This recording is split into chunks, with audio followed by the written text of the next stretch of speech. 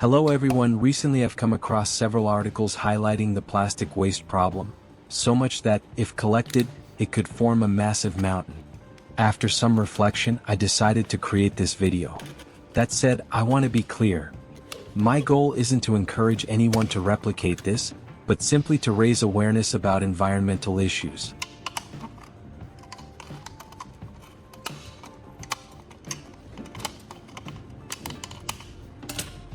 Now, I'm going to use a welding tool to punch several holes into the body of the plastic bottle. The top third has already been cut off. Stay tuned for the next step. I'll show you what I plan to do next.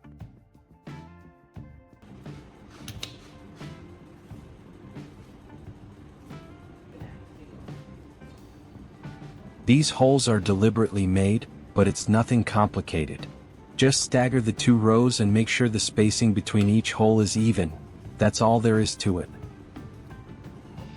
In the next step, using the copper wire I have in hand, I'll thread it through each hole in the widest row, securing it as I go.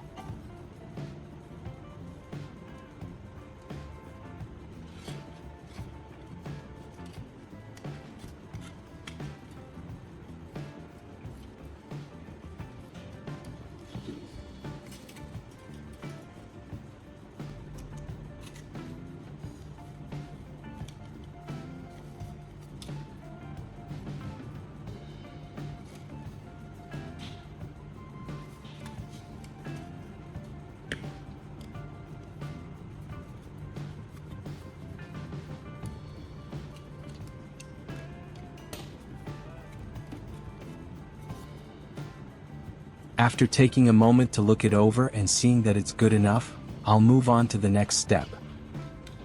Let's take a look at what's inside my first jar.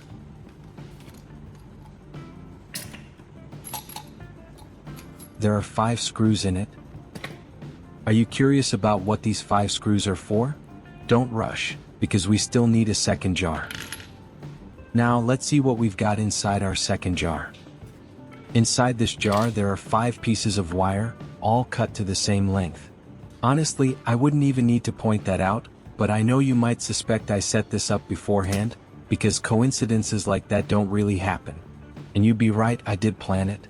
The truth is, I just wanted to keep things fresh so you wouldn't get bored with the old routine. Hope you don't mind. In this step, I'll demonstrate with just one piece to keep things concise. First, I connect one end of the wire to the screw's thread, then wrap some tape around the joint to secure it. On the other end, I've already stripped a short section of insulation which we'll use shortly.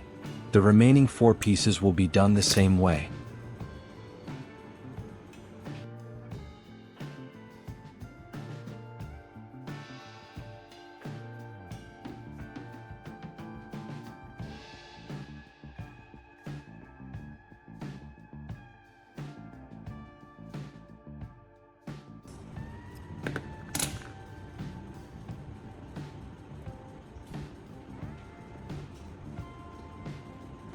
If you've watched this far and enjoyed the video, make sure to like and subscribe.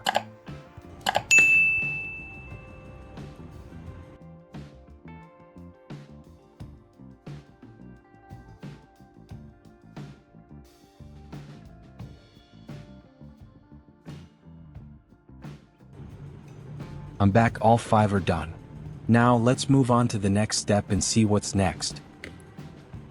Now I'll insert these 5 into the holes I made earlier along the top row. When you insert them, leave the exposed metal, the part without tape, sticking out and secure each one firmly with hot glue. Some of you who've followed me for a while probably guessed what I was making. So here's the reveal. I'm recycling this into a homemade antenna. Surprised? Drop a comment below and let me know. With the 5 stripped wire ends prepared earlier, I'll connect them to the copper wire that's already threaded through the holes in the lower row. These 5 screws are more than just simple pieces of metal. They serve as the main elements of a homemade antenna. Once properly connected with the stripped wires, they function as signal receiving points, capable of capturing waves from the surrounding environment. The idea is to take something basic and familiar, then turn it into a working model that mimics the core mechanism of a real antenna. While this is only an experiment, it demonstrates how creativity can transform discarded materials into something practical and surprisingly effective. Now let's move on to the next part. In this step, I'm making a hole right in the center of the bottle cap to get ready for the next step.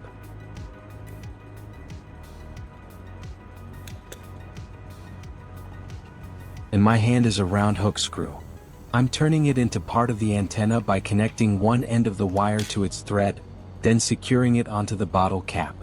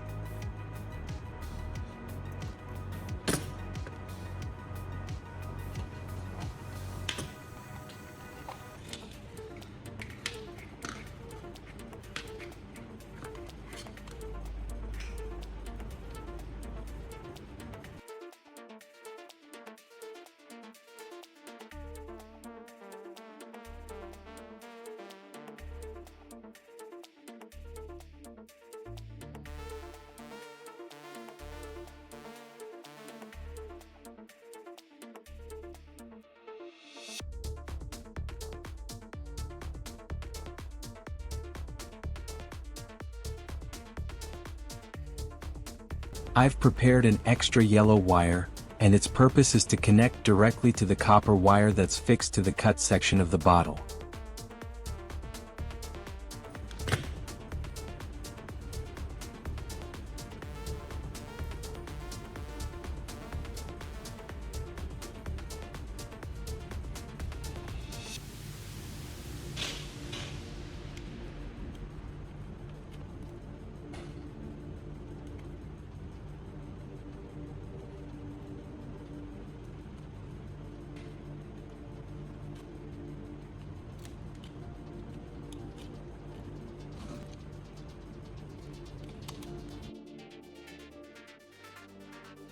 Since the two wires aren't the same length, I'll adjust them to be equal. Then I'll strip a short section of insulation from both ends to get them ready for the next connection step.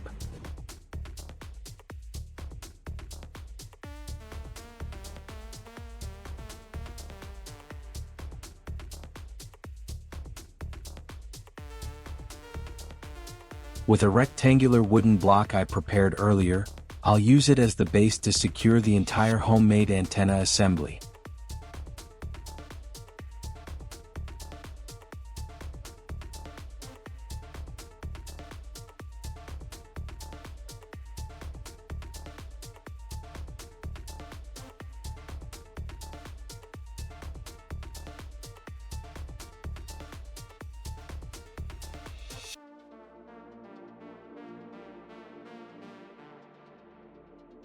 Once the antenna assembly is secured with hot glue, the first step is to connect one end of the antenna wire I'm holding to the two ends of the previously prepared antenna cluster.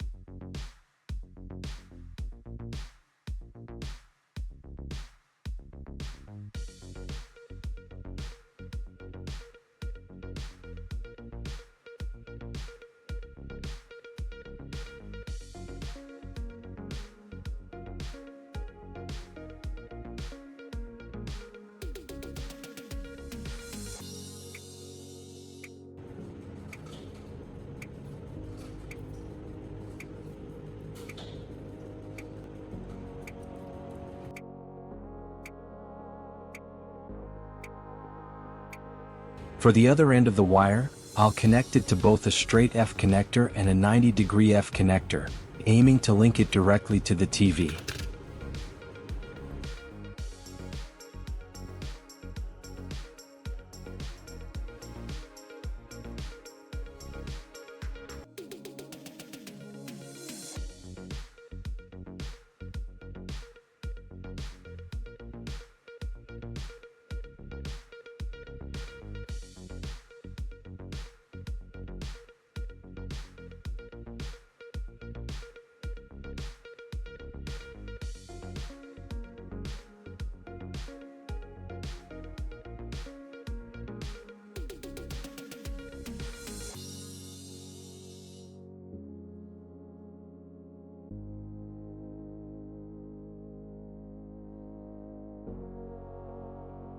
So we've now completed a fully functional antenna. Let's start testing it together.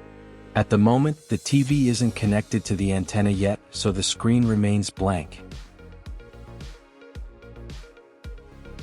Now I'll connect it right away.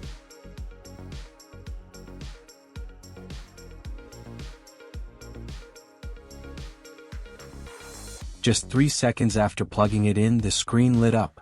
Can you see that? This is the result of the entire process we just went through. Seeing the image appear so clearly is incredibly satisfying. Every effort, every screw, every wire has paid off instantly. What I love most about building a homemade antenna is having full control over the process. Using simple, familiar materials that would normally be discarded, you can turn them into a functional device. You don't need to be an electronics or physics expert. Just patience, logical thinking, and basic handiwork skills are enough to make it happen. This project isn't just about technology or connecting a TV. It's proof of human creativity. When you look at a plastic bottle, a piece of wire, or a few screws, you might think they're useless.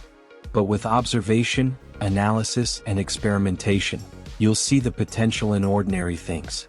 Curiosity and willingness to experiment lead to amazing results. Now, with the TV screen displaying the image, we can check signal quality. Reception is quite stable, channels are clear, and the image is sharp. This shows that a homemade antenna, when built correctly, can perform comparably to commercial products, almost at no cost. Learning is key. During this project, I tried many approaches, and each small mistake was a valuable lesson. At first, I wasn't sure if it would work, if connections were solid, or if wire lengths were correct. Step by step, checking and adjusting each detail, we eventually got the results we see now. The lesson: patience and experimentation are essential for success. I hope watching this video inspires you not only to make an antenna but also to explore building other devices. It's a fun and educational experience, helping you understand electronics, signal waves, and how physical components interact in practical ways. If you found this video helpful, make sure to like to support more exciting projects. Don't forget to subscribe and turn on the bell notification. If you have questions or want to share experiences, leave a comment. I'll read and respond. Share this video with friends, family, or anyone interested in DIY electronics. Maybe they'll try building a similar antenna or turn discarded items into useful tools.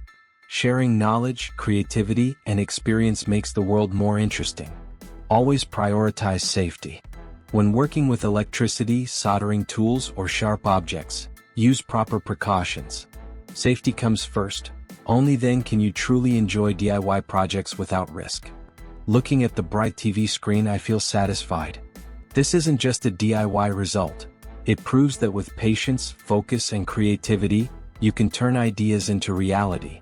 Try, explore, and don't fear mistakes. Each one is a step toward success. Once again, don't forget to like, subscribe, comment, share, and turn on the notification bell. Let me know if you've tried this project or have other ideas. Together, we can explore even more exciting things. Thank you for watching from start to finish. Now, enjoy the results. The screen is bright, channels are fully displayed, and the homemade antenna has completed its job. This is proof of creativity, patience, and the joy of building something with your own hands.